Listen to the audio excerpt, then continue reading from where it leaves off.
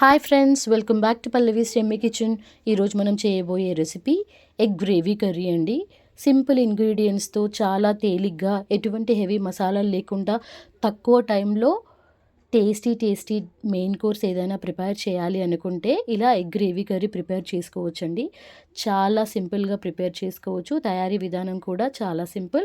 10-15 నిమిషాల్లో తయారు చేసుకోవచ్చు. చాలా టేస్టీగా ఉంటుంది. ఫ్యామిలీ మొత్తం సంతోషంగా కడుపు నిండా తింటారు. ఇంకెందుకండి ఆలస్యం, తయారీ విధానంలోకి వెళ్ళిపోదాం రండి.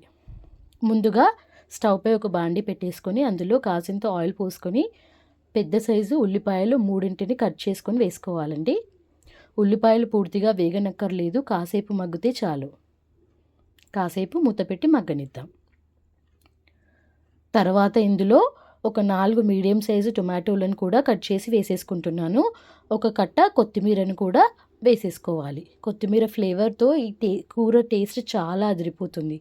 కొద్దిగా అల్లం ముక్క, కొంచెం చింతపండును నానబెట్టి వేసేసుకున్నాను. చిటికెడు పసుపును కూడా వేసేసుకొని అన్నింటినీ కలిపేసుకొని మూత పెట్టి మగ్గనిద్దాం.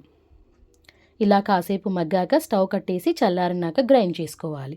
ఇప్పుడు బాండి పెట్టేసుకొని అందులో ఒక చెంచాడు నువ్వులు, కొంచెం దాల్చిన చెక్క, 2 ఇలాచీలు, 4 లవంగాలను కూడా వేయించేసేసుకొని పక్కన పెట్టేసుకోవాలి.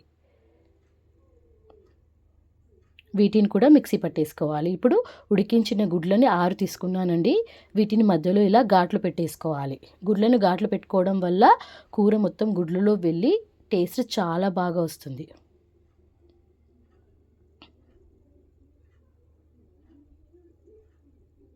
ఇలా అన్నింటినీ చక్కగా ఘాట్లు పెట్టేసుకున్నాక స్టవ్పై బాండి పెట్టి కూరకు సరిపడా ఆయిల్ని పోసేసుకోవాలి. ఇప్పుడు ఈ ఆయిల్లో చిటికెడు పసుపుని కూడా వేసేసుకుందాం. ఇప్పుడు ఇందులో ముందుగా ఘాట్లు పెట్టుకున్న గుడ్లను కూడా వేసేసుకొని కాసేపు ఫ్రై అవ్వనివ్వాలి.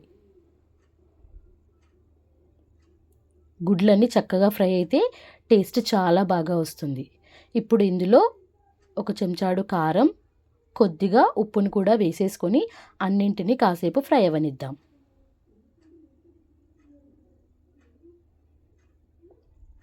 ఇలా గుడ్లు చక్కగా ఫ్రై అవ్వనివ్వాలి.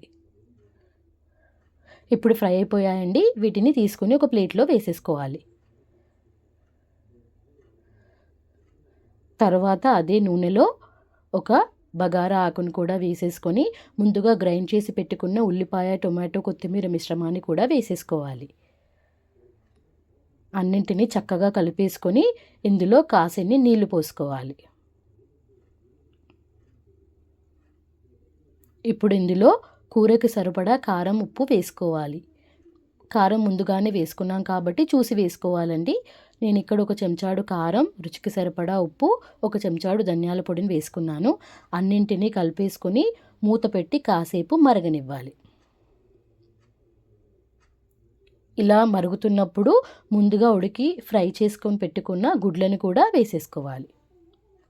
గుడ్లని పులుసులో కాసేపు మరగనిద్దాం. అంతే అండి. ఇలా నూనె పైకి తేలిపోతే కూర తయారైపోయినట్టే. ఇప్పుడు సర్వింగ్ ప్లేట్లోకి తీసుకొని కొత్తిమీరతో గార్నిష్ చేసుకొని ఇది చపాతీలోకి, రైస్లోకి, వేటిలోకైనా సూపర్ కాంబినేషన్. ఇంకెందుకండి ఆలస్యం, ఈ రెసిపీ మీరు కూడా ట్రై చేసి టేస్ట్ ఎలా వచ్చిందో నాకు చెప్పండి. నా ఛానల్ని తప్పక సబ్స్క్రైబ్ చేయండి. Bye friends.